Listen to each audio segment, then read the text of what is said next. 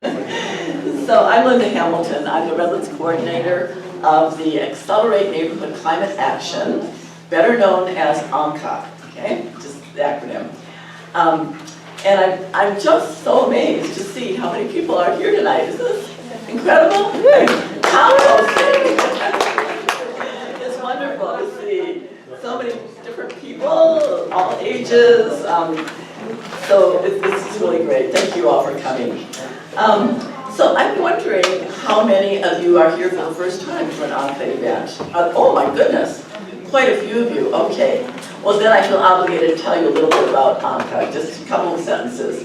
So we are a relatively new program in Redlands. We are a nonprofit organization. We're a 501c3, and we are all volunteer. And our mission is to build climate resilient communities, neighborhood by neighborhood.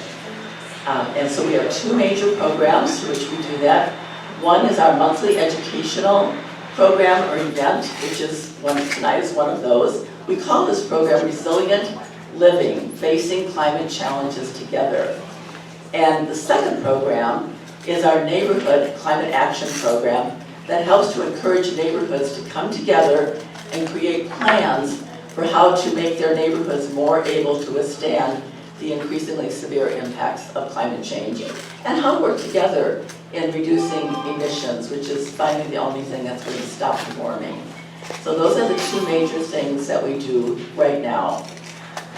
So you'll find more information about both of those programs at our resource table over here, and lots of other goodies there tonight. And there's a place to indicate if you would be interested in getting your neighborhood involved. And you can also sign up there for next month's program, which is about growing veggies. I'll bet a lot of the same people here might come back next week.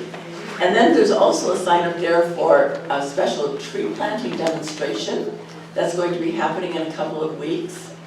And there's a list of trees there that are the best trees to plant with our increasing heat and drought here. So you might want to check those things out. And we also have a sign-up sheet there for a special workshop, and it's about building a worm bin. I never thought I would be so interested in worms, but I suddenly have a deep interest in worms and what they can do for our soil. So check those out. And then there are flyers available that you can take, but if you know how to use a QR code, some of them have QR codes on, we'd appreciate it if you'd use those. And also just take a picture with your phone. We're trying to save paper. And then in addition to all of the resources here, we have a table by one of our speaker who has the organization Desert Compost, so you'll want to check out all those resources. And at the corner table there is master gardeners, so you'll definitely want to talk to them before the evening is over. So, and I need to mention that we cannot be doing this program without some very significant partners. And the ones I really want to highlight tonight is, first of all, where's Mandy? I don't think she's in here. And the Inland Empire Resource Conservation District, better known as IERCD, has been a tremendous help to us. And then also SURF and the Climate Action Corps of young people who you will see around here and hopefully get to know. They've been incredible to work with, and of course the master gardeners, very key people in trying to heal our planet. So before we start again, I want to mention a couple of upcoming events that are going to be happening here some in the near future. One is the Climate Summit, and last March we launched ANCA by kind of reporting to the community about the state of climate change on a global, local basis. And so we want to continue that and do that every year.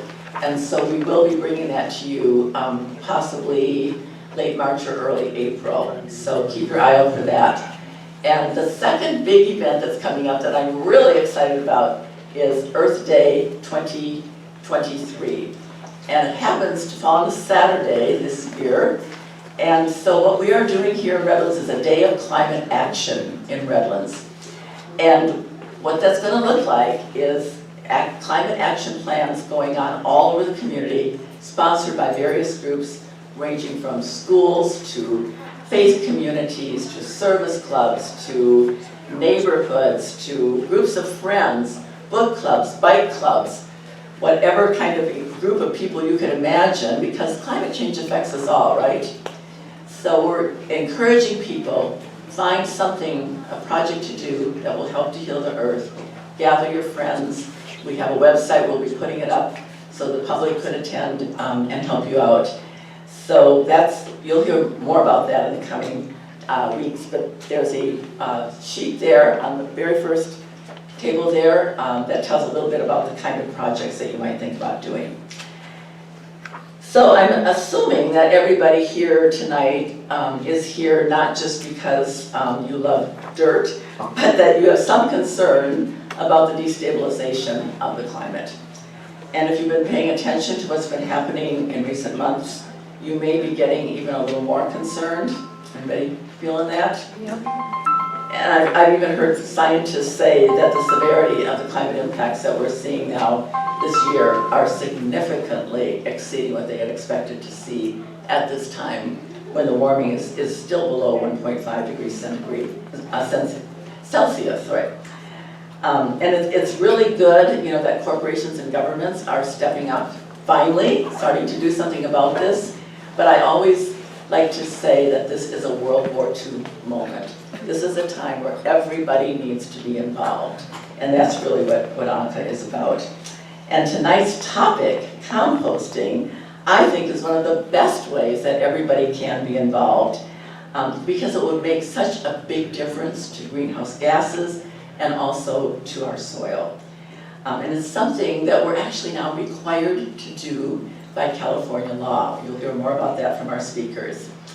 And our speakers are going to be talking tonight about backyard composting and neighborhood composting. And so that's the way that by working together with others, we can begin to, again, heal the earth. And we want you to also be aware that the city will be offering curbside food waste pickup. How many of you knew that? Yeah, so big news.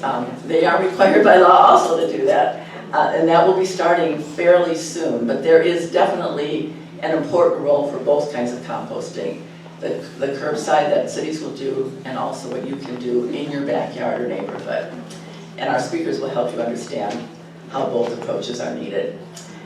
And so I'd like to introduce you to our speakers tonight. I'm very excited to have both of these women. I just met them recently and really have enjoyed working with them and so impressed with the work they do. So our first speaker is going to be Haley Preston from Desert Compost. Haley Preston is a community leader who has worked for social justice for 20 years as a mediator and entrepreneur. Haley's lifelong passion for health and our environment eventually led to her connecting her work with food and climate justice. Her research into community composting galvanized a team and then a coalition which won a startup grant and 2 subsequent grants. As director of Desert Compost, Haley has brought a new restorative chapter to the Inland Empire. Haley is passionate about repairing the climate to sustain future generations. Her daily celebration is bringing in fresh produce from her garden to her kitchen table. And her favorite thing about composting is the magic of growing food from the very scraps of those meals that become soil again. So that is Haley. And our second speaker is a master gardener, and her name is Deborah Schnur. And Debbie is the Environmental Education Coordinator for the University of California Cooperative Extension of San Bernardino County. She is also a UC Master Gardener and Master Food Preserver, and helps lead the Master Gardener's School Garden Committee and Composting Committee. In 2019, she moved to Minnesota, from Minnesota to California to serve with Food Corps as Phelan elementary school, where she taught students about gardening and healthy eating. Last year, she worked as Farm to School Program Assistant for the Upland Unified School District, teaching garden clubs and building and maintaining school gardens. Debbie is a member of the Route 66 Community Garden in Rancho Cucamonga, where she lives. So we will first have Haley come up and speak, and then we're going to have a little Q&A after Haley, and then Debbie will come up and we'll have a little Q&A after Debbie, so be thinking of your questions. And thank you very much. All right, thanks, Linda.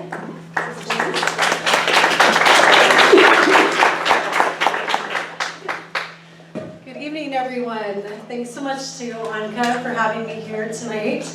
And wow, we've got a full house, which is pretty comfortable for me because I come from a big family and I'm used to conversations where we talk loudly and over one another. So more so than a presentation, I'd like it to be a conversation. So if there are any interruptions, go for it. And if I can't get to your question in the moment, we'll table that and we'll get back to it at the end. So, all right. I've got a teammate here from Desert Compost, Megan. She'll be at the table later. You'll get to meet her. And our friends at ANCA, they promised you a tall order. Did anybody see the press release where it was like, change your world from your kitchen? You got that? Yeah? All right. Challenge accepted. So I'm here to tell you that the problems that we're facing with the climate are not bigger than we can handle. Truly. If the problem seems too large to fix, it's because generations of people have made different decisions about their resources. And so what I mean by this is what we viewed as waste in the past is actually a valuable resource. And I don't have a banana peel here to show you that, but some people would call that waste, I call that a resource. And if we made the choices, if people made the choices that got us to that place where we are today, then we can certainly make the choices that get us out of where we are right now. So what you do is drop everything on the podium and then move on. So what you do together after our time today is actually going to make a huge physical difference for the environment. And let me just put my clicker back together and we will move forward.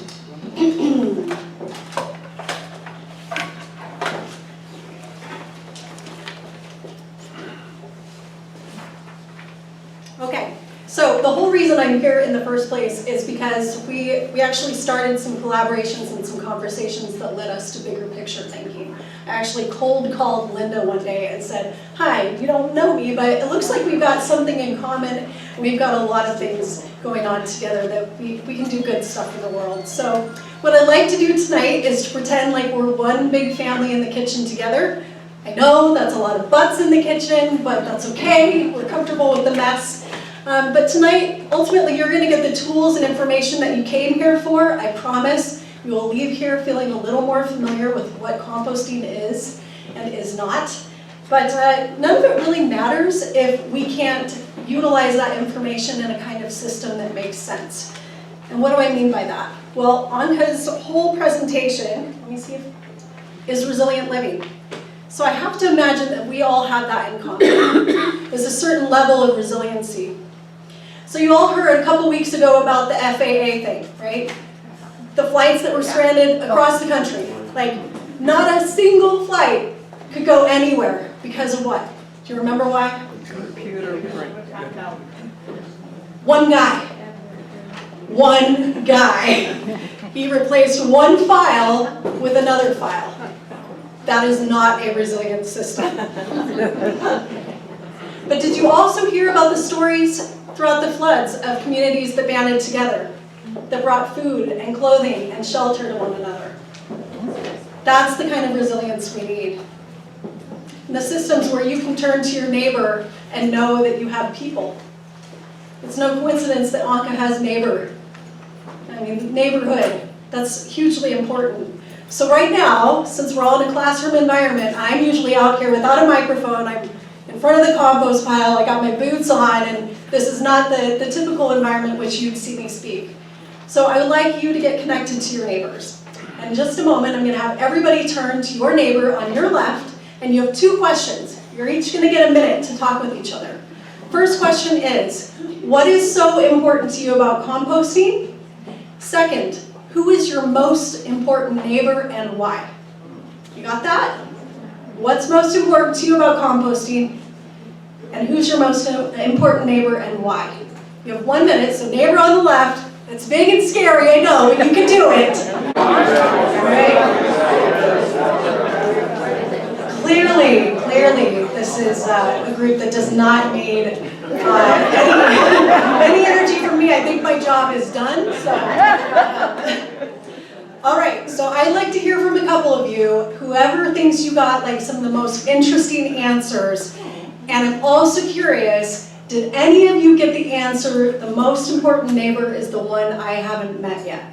So just a couple of you, but you gotta tell me about your neighbor. You don't speak for yourself. Somebody, what's the most important or interesting answer you got? Not everybody all at once. Wow, really? Am I the only one with an interesting neighbor? I have a great All right. neighbor. Okay. Candy Parks lives cattywampus from us. And she has a drought escape and she's wonderful and we're walking and she stopped and that's how we found out about this. But we have a neighbor across the street that put in a butterfly garden. We still have lawn, but we like to grow things and we do gardening at the Methodist church, so this is real important. Excellent. And you know her first and last name. Impressive. All right. Okay, how about, yes? Yeah, I like neighbors who shares their abundance and gives to everybody. Yeah, Yes. that's a good neighbor. It sure is. Yes. I have the most interesting neighbor that knows everything about gardening more than anybody in this class, and that's the Lord God. Everything about gardening. Okay. All right. Okay, how about composting? What's More hands clapping than that. That's All right. So, how about composting? What's important to you about composting? I mean, you're all spending your time in this way tonight, so I mean, we've got that in common. Yes. There's a number of things I like about composting, but number one, it shouldn't be number one, but my trash doesn't smell. Right, because that question comes up, oh, what happens with the citywide program? It's gonna stink. Have you ever smelled a garbage can? How about anybody else? Composting? Yes. Natural fertilizer. Natural fertilizer, that's right. You never have to buy fertilizer again, right? Yes. With backyard composting, I love seeing how you can take something from your kitchen or like something, so if you grew something, you can show like the full cycle of it decomposing back into soil and using it on your plants, and then the whole cycle repeats. Yeah, it's a whole closed loop. That's what we call a closed food loop. Yep, Exactly. soil built. That's right. Thanks, you guys. So now you all know each other and we're better and stronger for it.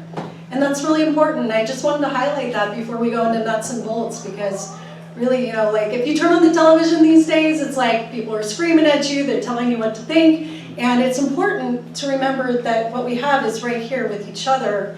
And what we don't know sometimes scares us. So when we share knowledge and food and ideas and story, we get stronger and better for it. So thanks for being brave and talking to your neighbors. Okay, so I actually have an important neighbor too. And the other week she dumped 2 full buckets of fish poop from her pond over into my yard. And some people would think that'd be gross, right? So, but I was like so excited. I'm like, yes, all right. So shredded newspaper goes over into her yard and we were both celebrating. And why were we so happy? Yeah, oh, you got the answer. Compost and like better soil. That's right, yeah, those ingredients are the ingredients that make good compost. And you don't have to have fish poop to have good compost, but that was particularly exciting to me. So you don't have to be my kind of freaky deaky about compost to enjoy it. But we also, you know, we're also excited because we understand that compost is a way, like you said, young man, to create healthy soil and to combat climate change. So we're all familiar with the NIMBY, right? Yeah. We hear this from time to time. Not in my backyard. Yeah. So here's what happens when we take that approach of NIMBY. Every year we send out all of the things that we think are waste to landfills and incinerators. And it's out of sight and out of mind, and we think it's, you know, a problem that's gone away. But when we do that, when we deposit about 39 million tons of garbage into our landfills, that's just California, by the way, we actually are doing a great deal of damage. 51% of what we're sending to the landfill is compostable. That's yard trimmings, food scrap, paper, wood, And those landfills and waste trucks are releasing something particularly nasty. Does anybody know what it is? Methane. Yeah, it's pretty nasty stuff. So all of that goes into the atmosphere along with the CO2, and we get these lovely weather events. That was not a term that we had up until recently. A weather event. Droughts, floods, fires, climate catastrophes. And that makes living and eating pretty challenging. And these problems actually loom largest when we're felt like we're left to solve them on our own.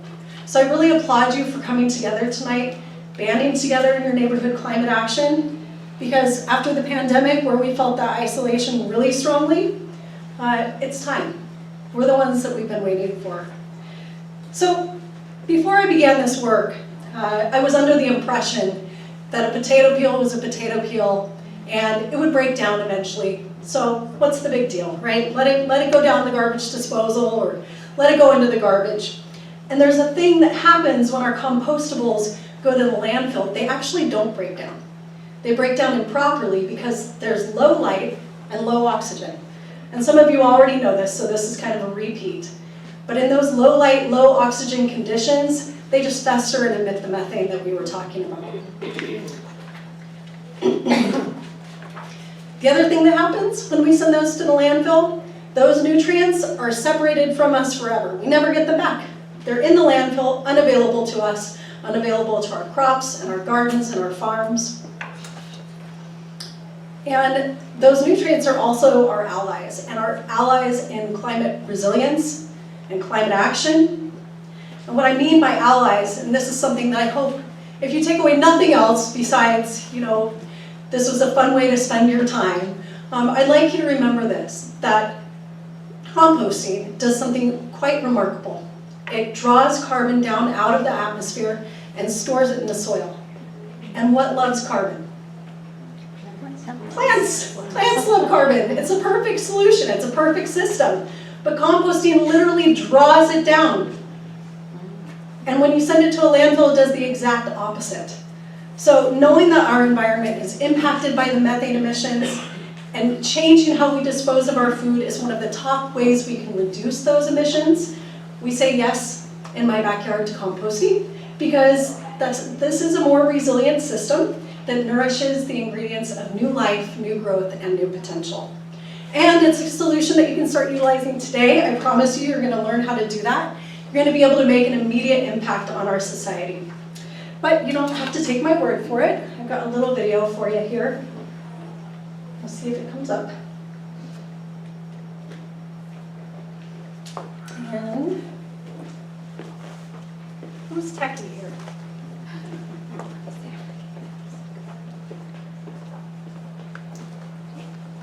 Back to the slideshow, please.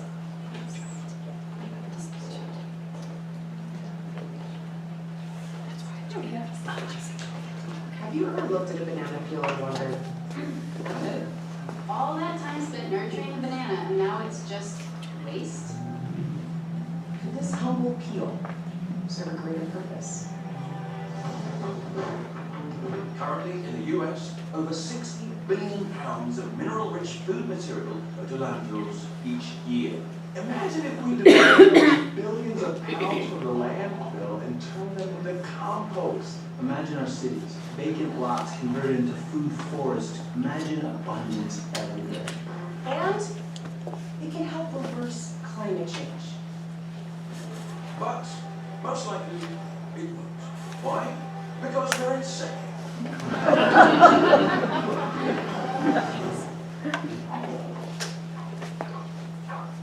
We define waste as anything unused, unproductive, or not properly utilized.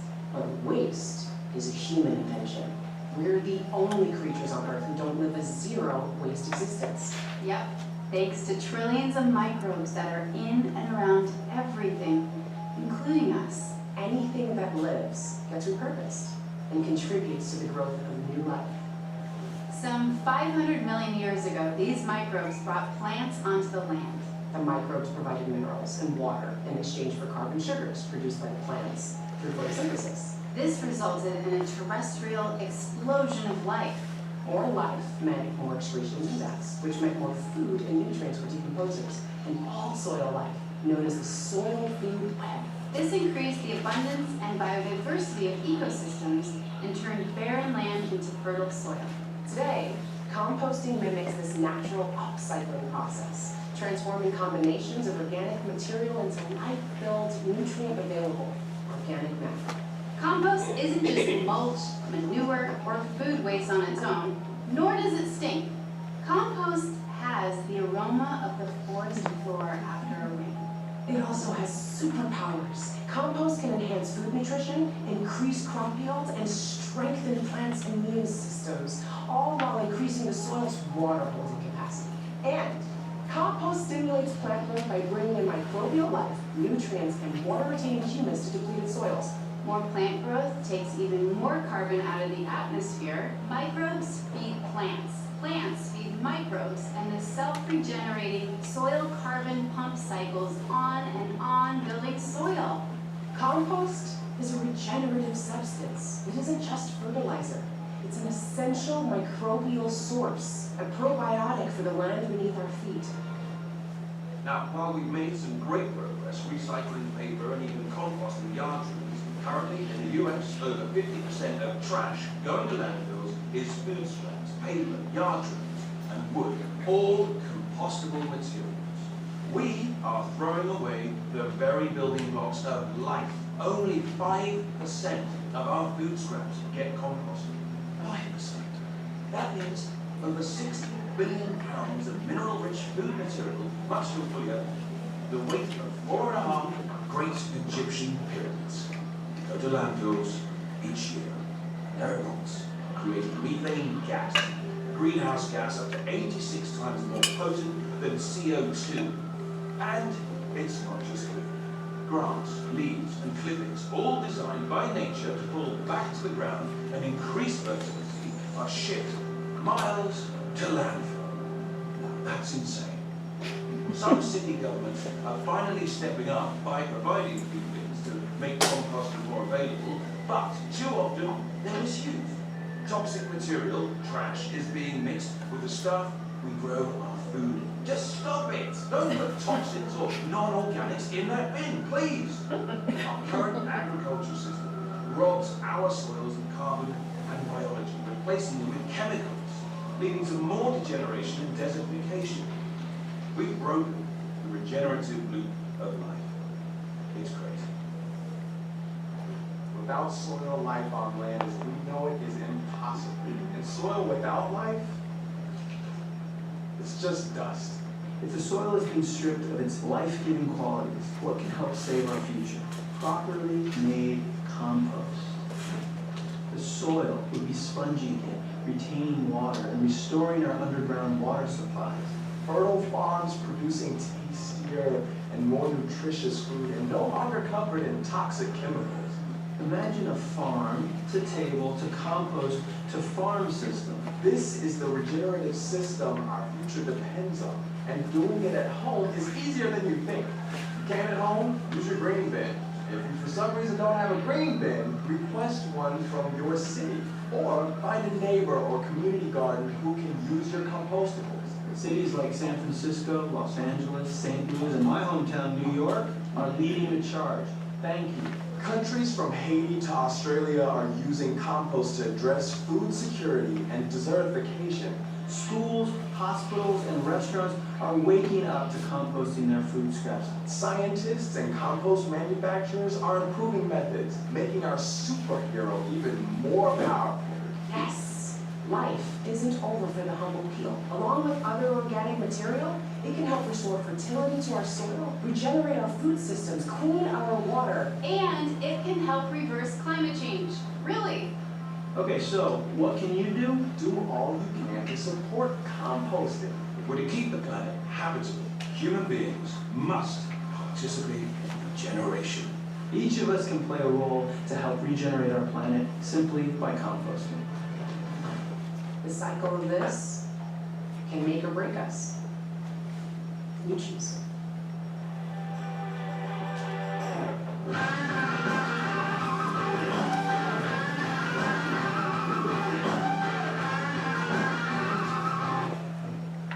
Okay, all right. So what is compost?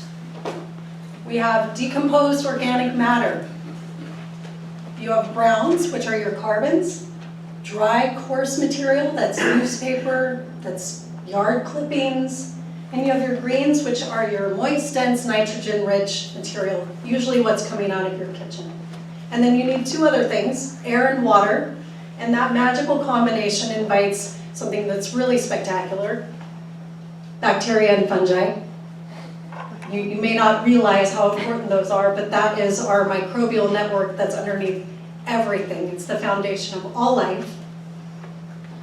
And it's, as you said, compost is a fertilizer. It's also been something that nature's been making since the dawn of time. So when we take all of these ingredients and put them in a controlled decomposition, that is the act of composting. And the finished product is the basis for life. And the carbon that's captured by the composting process feeds the soil and the underground microbial life, which helps grow resilient and healthy crops. Plants that are fed compost are actually healthier overall and more disease resistant.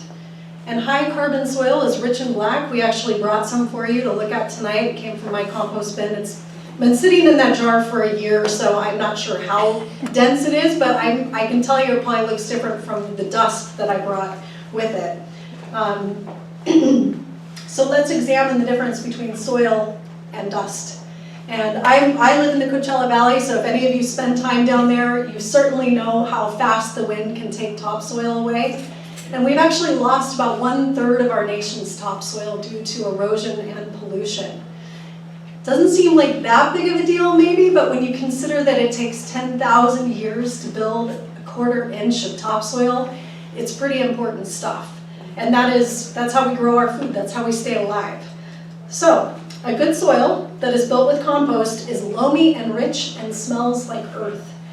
A good soil built from compost is also critical in conserving our water. A lot of times you're gonna see, as you start to build your own compost, you are gonna use water. And the biggest question we get is, well, isn't that a lot of water? Well, yeah, when you look at what happens when you water crops that are built in the dust on the right versus the healthy soil actually conserves water and stores it in the structure of the soil itself. So no, we use less water overall, which is why organizations like the Sierra Club can endorse our work and say, yes, composting is actually really beneficial for our water crisis. Okay, so now that you all are a part of the soil regeneration movement, let's get you started. There are lots of systems. If you've ever looked online, I guarantee you will be overwhelmed by every option out there. So I just picked a couple to show you, and I want to explain them to you so that you know what you're looking at when you're finding your own. Because even though I'm going to give you the technique, you're going to go home and you're going to experiment. It's going to be messy. You may even fail. And I'm telling you right now, that's okay. It's totally okay, because not doing it is worse.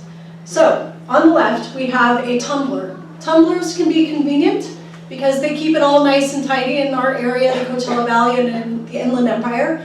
Moisture is kind of an important thing. So, a closed system is going to keep your compost pile more saturated. On the top, we have an open air system.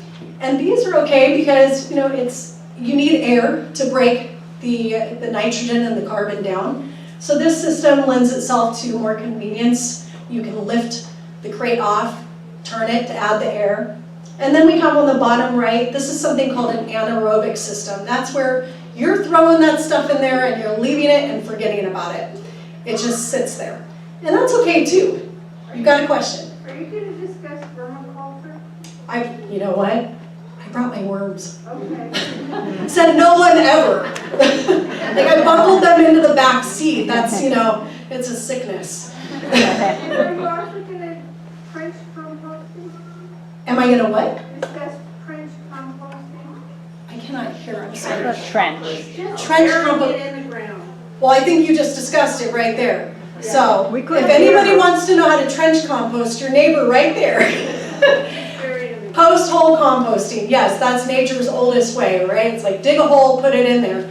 What is really important though, and the method I'm going to teach you tonight is hot composting, because what we understand is that when we can create that rapid decomposition, we're getting a lot more benefits. So, hot composting, you're gonna have your carbon and your nitrogen, your browns and your greens, your air and your water. Those are your components. And when you are able to have the kinds of attention that these first two systems require, you're gonna get a faster turnaround with your compost.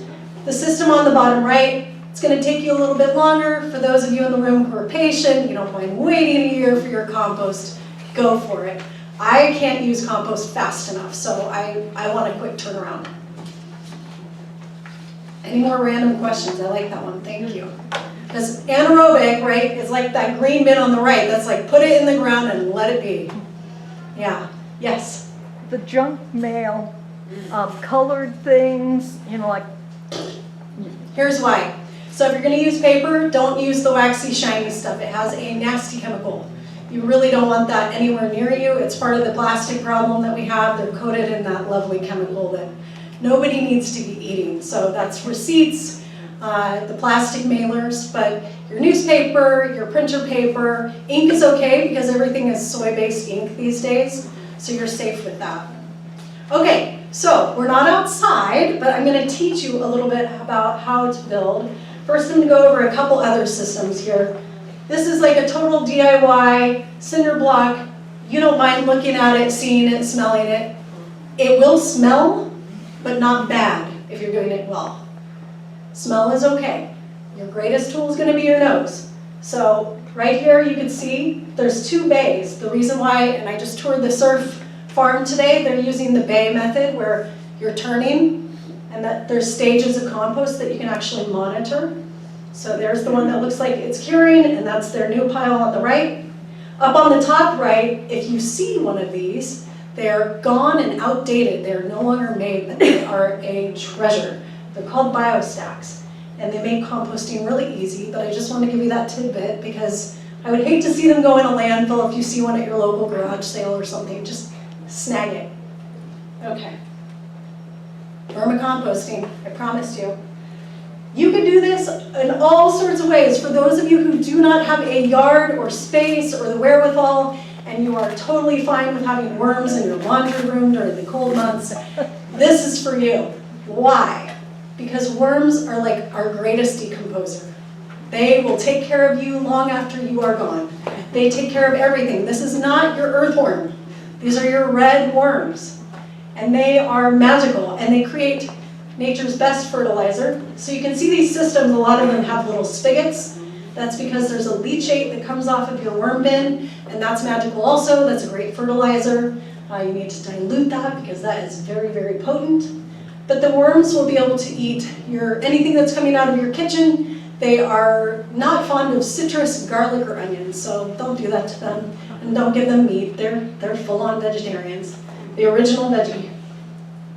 Any questions on the worm bin? I did bring them with me. I rebuilt this bin just for you. There's a few in there, so I'll show that to you later.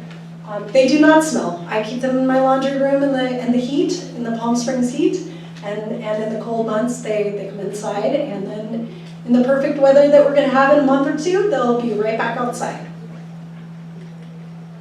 Okay, let's compost, you guys. So I'm going to step away from the mic, sorry, but I'm going to show you this contraption here. This is a geo bin, and these are recycled plastic. They are one of your easier systems. They can get up to 7 feet in diameter. We're going to build a compost pile, kind of, sort of, together. I'm going to ask you to add some imaginary scraps to our pile. But first, we're going to start with our browns. So, what's a brown? Give me a brown. We got to put in 4 to 6 inches in here. Ready? Leaves, cardboard, paper bags, newspaper. All right. Anything else? Yeah, that's pretty good. What size do we want it? Yeah, about the size of your index finger. Why? Why does that even matter? Yeah, it needs to break down. It also does something when we put the carbon in there. It actually is going to be part of your aeration. So if you have something the size of your index finger, that's going to give nice structure. And the microorganisms and fungi, they need that. They want that. So we've got 4 to 6 inches in there. Now what are we going to add? We got to do our greens. All right, give me some greens. We're in the kitchen together, guys, come on. Scraps, lettuce. What else? Fruits and Broccoli. veggies. Fruits and veggies. Leftovers, yeah. Coffee grounds. Did you say cookies?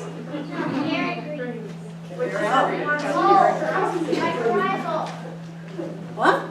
Mycorrhizal. Did he just say mycorrhizal? Who are you?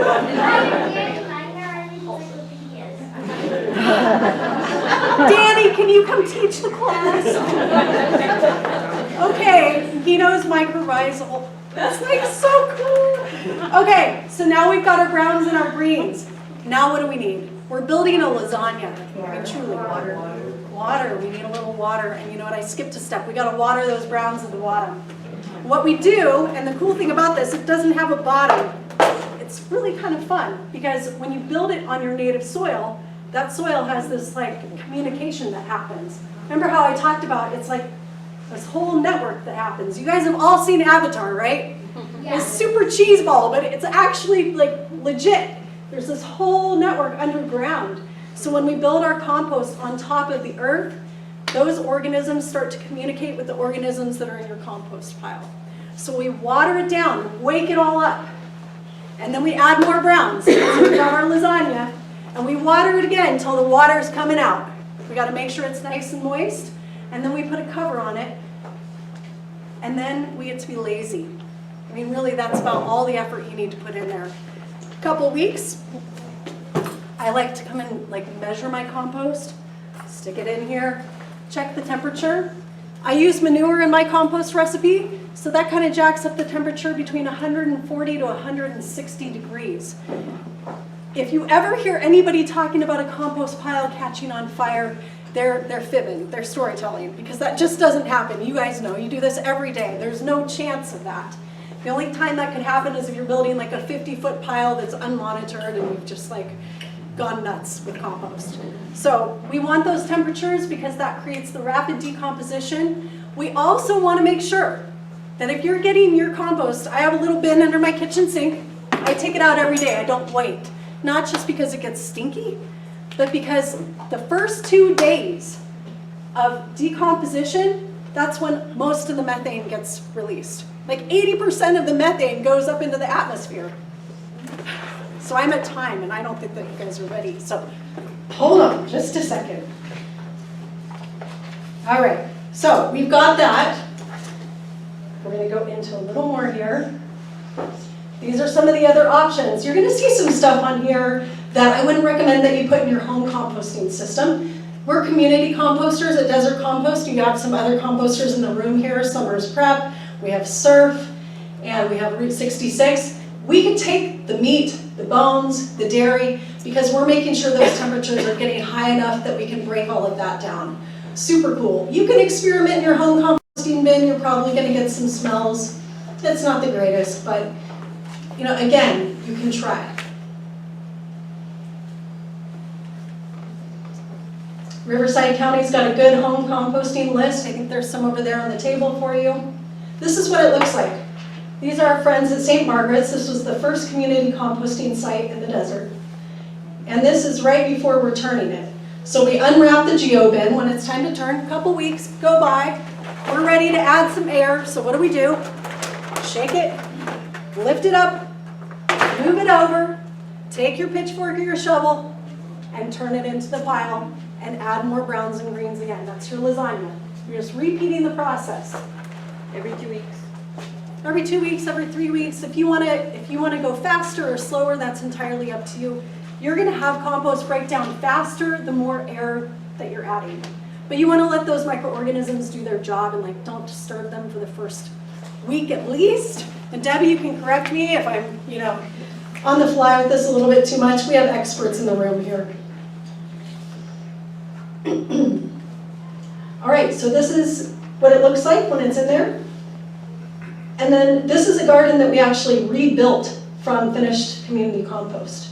And there's now a food access garden in an area that basically had nothing. So closing that food loop. Just wanted to let you know that there's some really cool things happening in your neighborhood. You've got Sustainable Urban Farm at University of Redlands. And they already have compost going on, but they have applied to be a community project, as well as the Redlands Community Garden.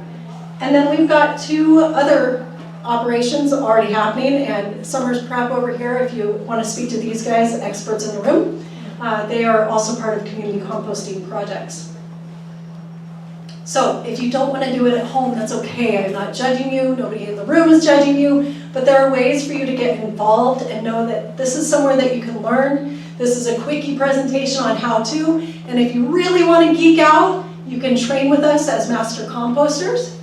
And we've got programs in the desert, but I'm working with ANCA and the master gardeners here to actually bring some programs that are more local to you. So you can become a master composter.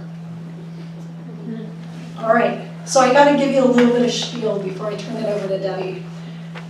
If you look throughout history, the relative sustainability of societies could be attributed to how they treated their soils. So those that practiced soil regeneration, they persisted and thrived. And those that depleted their soils, they either had to move or they perished. So managing our soil is managing our survival, and Linda was right to title this Compost for Life. It's also a mirror. Soil is, a direct mirror for how we treat our soils is how we treat our bodies and our communities. So if we want our bodies and our communities to be healthy, we need to treat our soils with the same regard. So when we do this together, we actually get to rebuild our future. And without soil, we're not going to have any food, and without food, there's no us. So the soil will literally save us, and I super appreciate that you're all curious enough to do this and investigate how to do it on your own. These are the people to talk to find online if you need any more information. I'm going to just give you guys a couple minutes because I'm sure there's a bazillion questions that we had to skip over. So let me give you 5 minutes. Does that work for Q&A? 2 minutes. All right, rapid fire, yes. Where did you get your worm? Where did I get my worms? You know where to get them from? You can order them in the mail, believe it or not. There's a company out of San Diego that will send them to you. Or I highly encourage you, because I didn't have to do that, worms make rabbits look lazy. So anybody that you know that has a worm bin will probably, I think it's safe to say, share them with you. There's just plenty to go around. Yes? I've never thought about this at all before, but I'm trying to think about timelines. Sounds like once you make your investment, you figure out what tub you're going to use. Is it like 5 minutes every other day, and then maybe every Saturday you get out the pitchfork or whatever you do to aerate the thing? Yeah, so you can be as lazy or as excited as you want to be. I mean, I know some composters are like so passionate and obsessed with their compost pile, you would think they were talking about their own children. So it's like, it's a thing. But if you want to do like, the lazy person, none of you are lazy for even contemplating trying this, first of all, so I should just erase that word. But if you want to purchase, let's say, a tumbler, and you're literally like putting it in there, dumping it, rinsing out whatever you dumped it in, and walking away. If you have more than, grass would be the #1 green thing that I have. And that's like half a trash can a week or more.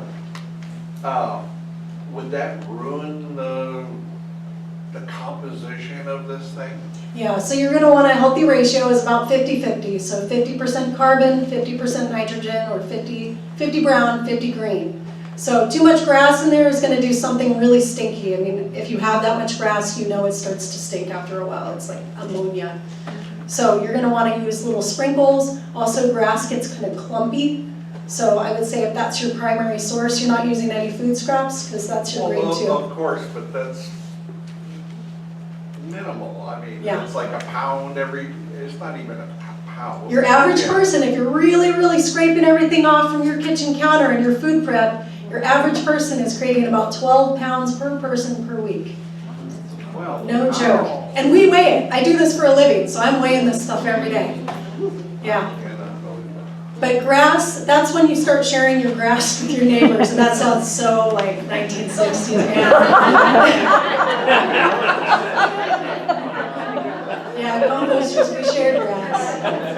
Yes. What color would you say eggshells would go with?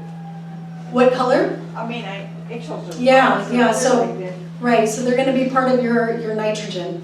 So they'd be considered a food scrap or a green. Agreed. Yes? What happens if it gets too wet and you get those large maggots, I think there's soldier fly? Soldier I mean, do you flies? know your maggots? I might not. These weren't regular Right. flies. Do you toss it? Do you start over? Don't start over, no. Okay. That's just so there's healthy bugs, friendly bugs. You wanna see bugs in your compost pile, do not be alarmed. That's a good thing. You've got decomposing bugs in there. Maggots, probably too wet. So if you have too wet of a pile, and by too wet I mean if it's the consistency of a sponge that's soggy, yuck, too wet. You want the consistency of a wrung out sponge. So what you would need to do is add more browns. That's more wood chips, that's more twigs, newspaper, cardboard. Then they die? It'll kick that system back up again, and it just won't be friendly to them. Okay. And they're not gonna hurt you. It's not like, I was worried, like, when I open it up, I have to open it up, I'm afraid the flies would come. Yeah, sometimes it happens. I mean, it's nature, it's flies. Okay. Yeah. Just stir it around a bit. Or don't put your face in there. Yes. So what's the typical time period from when you start composting to when it's ready to be used? How long, are we talking weeks, months? Yeah, so depending on how much more you're adding to it, right? Because it needs to rest. After you've built it, it needs time to cure. So if you stop adding to it, you're looking at about 6 to 8 weeks until it's time to use it. And when it's time to use it, you're going to be contacting your local master gardeners and they can teach you correct application because it's like putting a giant thing of vitamins on your plants. You want to make sure that you know how to use it in a way that's supportive to your plants. Yeah. All right, and I'll take one last one and then we're going to save, and then I will get to your questions at the very end after Debbie has a turn to talk. Yes, yes. Is it okay to use our ashes from the fireplace? I would not recommend it. There's some nasty chemicals sometimes in wood, and you can put those in your local system, in your city system, because they're doing a larger scale, but I wouldn't recommend it in your home system. Okay, you all. Was that fireplace ashes? Yeah, I wouldn't recommend it, yeah. Okay, that was your crash course. Okay, one last one. Have you ever tried using like a biochar, or, I mean, I guess it would be kind of similar to the ashes, but it's usually meant specifically for composting? So you can play with amendments and all that you want. I know some people really geek out on that, but what I would like to tell you is if there's anything out there that looks really fancy, you can do that, but you don't really need to. I mean, if you need something that you feel like is going to start your compost, take a teaspoon of your neighbor's compost. Or take a teaspoon from the soil that you're building your compost on, and that will inoculate it. All right, hopefully I have not overwhelmed you. I'm going to turn this over to Debbie, and thank you all for your time.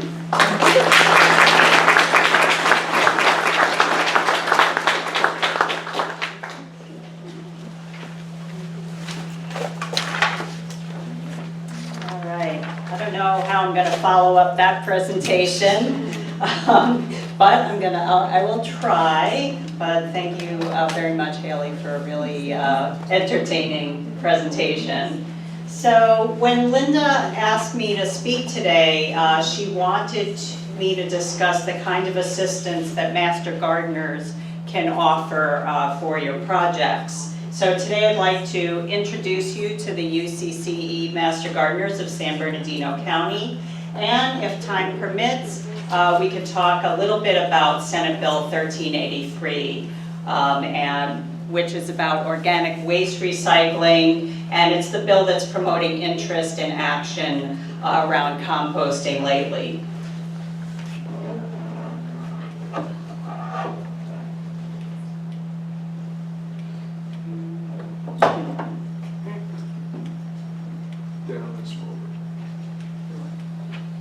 Oh, there we go. Okay, down. Yes.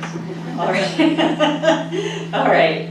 So the San Bernardino County Master Gardeners are part of the University of California Agriculture and Natural Resources Division, and we are trained volunteers that are sharing peer-reviewed, evidence-based research from University of California, other universities, trusted sources, so you can be confident that the information we're sharing is based on the latest scientific research.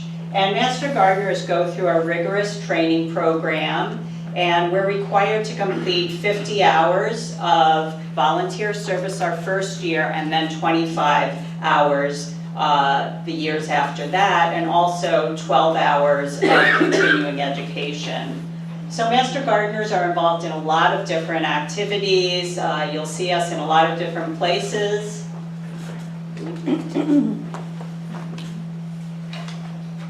You'll see us in a lot of different places.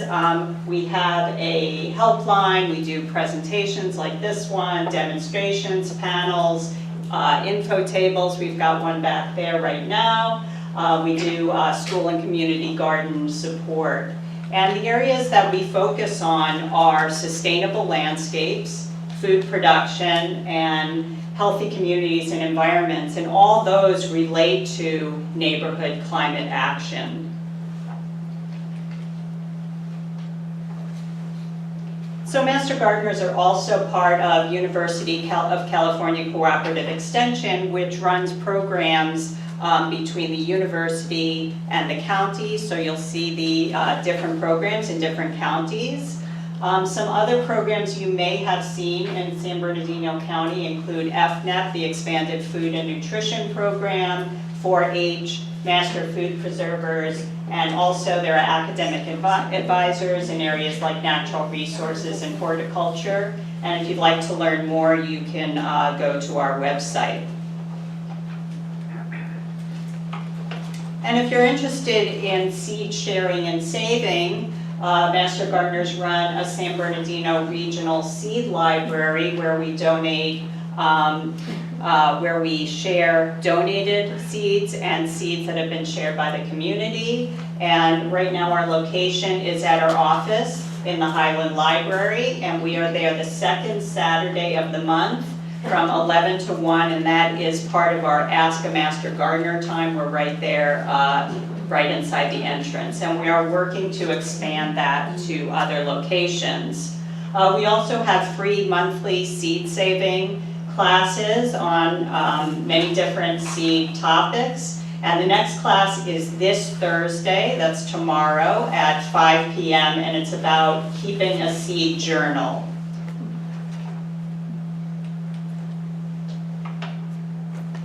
So one of our new projects is a seed library in every community. And this is being led by our Master Gardener Coordinator, Maggie O'Neill. And the goals of this project are to provide seeds for the community and for school gardens, help create plant diversity, and make small steps towards seed sovereignty.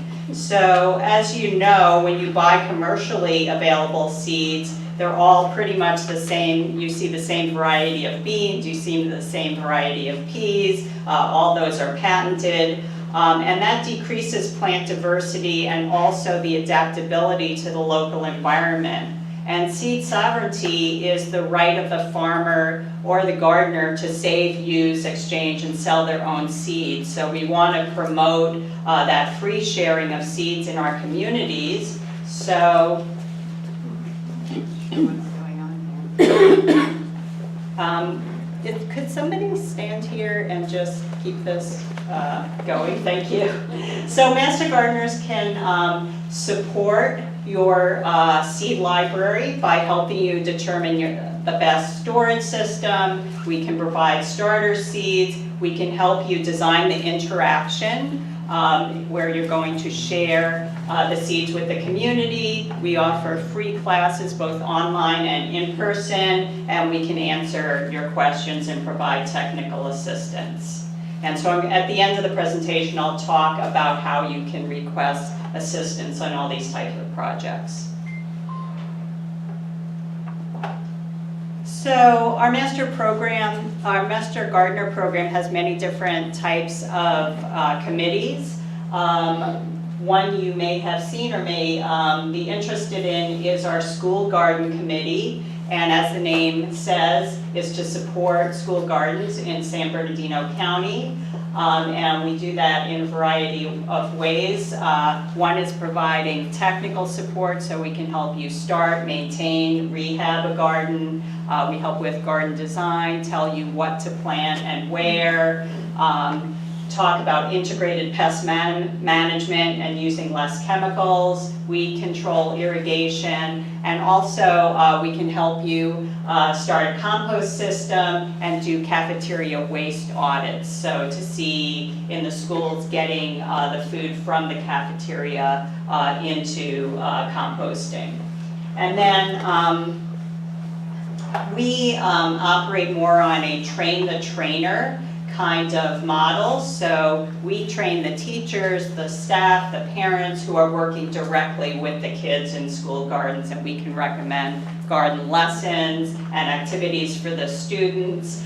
We also do give presentations both online and in person, and we have a hydroponics program where we loan out hydroponic systems to schools, and we have 3 systems to loan, and I'm happy to say that we have loaned them all out right now until the end of the school year, and hopefully we'll be able to get some funding to buy some more. And this year, the Master Gardener School Garden Committee supported 8 schools and 8 projects in schools. And also, if you are working in a school garden, we have a lot of school garden resources on our website. So if you go to our website and check in the menu on the left-hand side, you'll see school and youth gardens. And we have information on training, curriculum, garden guides, grants. So there's a lot of information there. Feel free to take advantage of that. And then if you want to request help at your school, you can submit our school garden help survey form, and there's a link on our website. And we also have a community garden committee, which has a similar purpose to the school garden committee in that it's supporting community gardens, whether it's startup, maintenance, rehab, so we can support work days with Master Gardener volunteers, and those can be planting days, harvest days, seed saving. We can bring our seed library program to your garden, also our What's Bugging Your Garden program to your garden to talk about integrated pest management. We can have info tables and demonstrations at community events, and offer classes, and we have a full menu of classes that have already been developed. So there's also a new Master Gardener composting committee, and so the mission here is to educate residents about composting and organic waste recycling, and we just started this committee back in the fall, so we have prepared materials for info tables like you see here. We give online and in-person presentations. We're trying to post composting and recycling messages on social media, on our Facebook, Instagram, and YouTube. We want to add resources to our website, just like the School Garden Committee has done. Write blogs for our Master Gardener newsletter, and I write a monthly blog called Debbie's Diary, if anybody is interested, and it's also on our UCCE San Bernardino website, and we're trying to develop project kits and hands-on workshops for educating the public. So now I want to show you a project that Master Gardeners got involved in before the composting committee was formed. And as Linda mentioned, I'm a member of the Route 66 Community Garden in Rancho Cucamonga. And that garden was awarded a Community Composting for Green Spaces grant. And so Master Gardeners helped to set up a composting system for the members, which you see in the lower middle, and also taught the members how to use it. And then also, the city of Rancho Cucamonga worked with Tech to deliver hundreds of truckloads of compost to create a community farm. And this garden is 14 acres, and so there was a lot of ground to cover, and we're still working on covering it. And you can see in the lower right, that picture was taken maybe about a month ago of some of the crops that are now growing as a result of all this compost. And if you attended an ANCA meeting a couple of months ago, you may have seen Janet Harton. She's our area UCCE horticulture advisor, and she's leading the Trees for Tomorrow Start Today project, which has been very active in Redlands. And the idea here is to cool the urban landscape by giving away trees that are drought, heat, and pest resistant. And so we have a special cohort of Master Gardener trainees who are devoted to this project, and they're working with the Inland Empire Resource Conservation District and the California Climate Action Corps, and partnering with local nonprofits to provide these climate-ready trees. And so this is helping underserved communities to increase the tree canopy. And then the trainees have been, at these tree giveaway events, have been teaching the residents how to plant and care for the trees and following up with them. So this project is all about local climate action, and it's coordinated by the Climate Change Committee. So if you're interested in connecting with the Master Gardeners, there are many ways you can do it. You can visit our website, and we have all our classes listed there. You can register for them and all our events, and that's just MGSB, Master Gardeners San Bernardino.ucanr.edu. You can follow us on social media. We're on Instagram, Facebook, and we put many of our online presentations on YouTube, so you can go back and watch those. Also, if you have a gardening or composting question, you can contact our Master Gardener helpline, and you can do that by email or phone, and somebody will get back to you. Any kind of requests you have, you can submit to that helpline. And if you have, say, something that, say, a bug is eating your fruit trees, you can put pictures in your email and send that, and we can help you diagnose that. And then you can contact me directly. Again, I'm the Environmental Education Coordinator, and you can send to my email, dschnor@ucanr.edu. So at this point, do we have time, or are we going to stop here?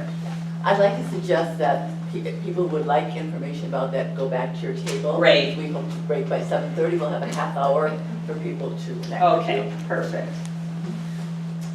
So at this point, we do have an info sheet back at our information table on SB 1383 and how it's affecting communities. And so you can come back and ask us questions then. Are there any questions right now?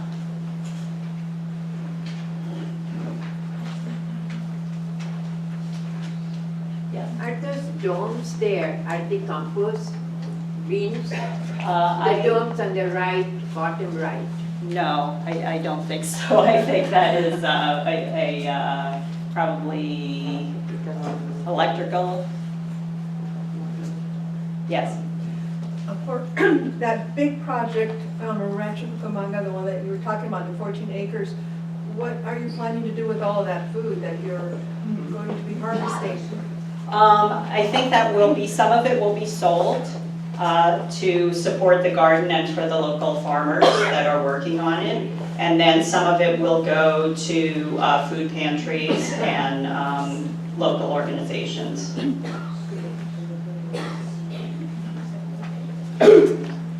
All right. Thank you.